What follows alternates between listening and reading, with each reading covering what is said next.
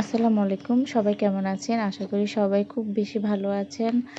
সবাই খুব বেশি ভালো আছেন এই কারণ এখন অল্প, অল্প শীত পড়েছে। সবার স্কুল, কলেজ বন্ধ। সেই খুশিতে সবাই সবার বাবার বাড়ি, কেউ দাদুর বাড়ি, কেউ নানার বাড়ি, সবাই খুব বেড়াচ্ছেন। আমিও আলহামদুলিল্লাহ শীতটা খুব ভালো উপভোগ করছি। আমিও একটু বেড়াতে গিয়েছিলাম আমার কাজিনের একটা বিয়েতে। এই যে স্টেজে নাচ করছে দেখতে পাচ্ছেন, এটা আমার একটা রিলেটিভ।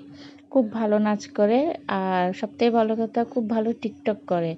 এই যে উনি দাঁড়িয়ে দাঁড়িয়ে নাচ করছেন, আর আমি এই সুযোগে একটু ভিডিও করে ফেললাম। আর ভিডিও করে এখানে একটু ব্লগ দিলাম, যেহেতু একটু ব্যস্ত আছি তাই ওরকমভাবে ভিডিও তৈরি করতে পারছি না। তাই ভাবলাম ভিডিওটা করি, বাসায় যেয়ে এডিট করে ভয়েসটা দিয়ে দিব। আসলে আপনাদের সাথে প্রতিদিন ভিডিও শেয়ার না করলে এখন আমার নিজেরই ভালো লাগে না।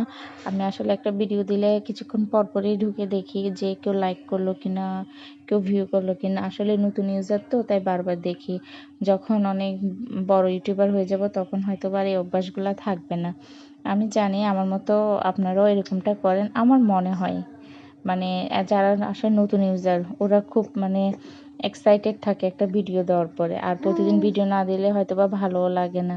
আমি আসলে গানটা দিতেই চেয়েছিলাম, নাচ শুদ্ধ, গানের মিউজিকটা শুদ্ধ, কিন্তু যখনই আপলোড করেছি দেখতেছি ইউটিউবে আমাকে এখানে কপিরাইট দিয়ে দিয়েছে।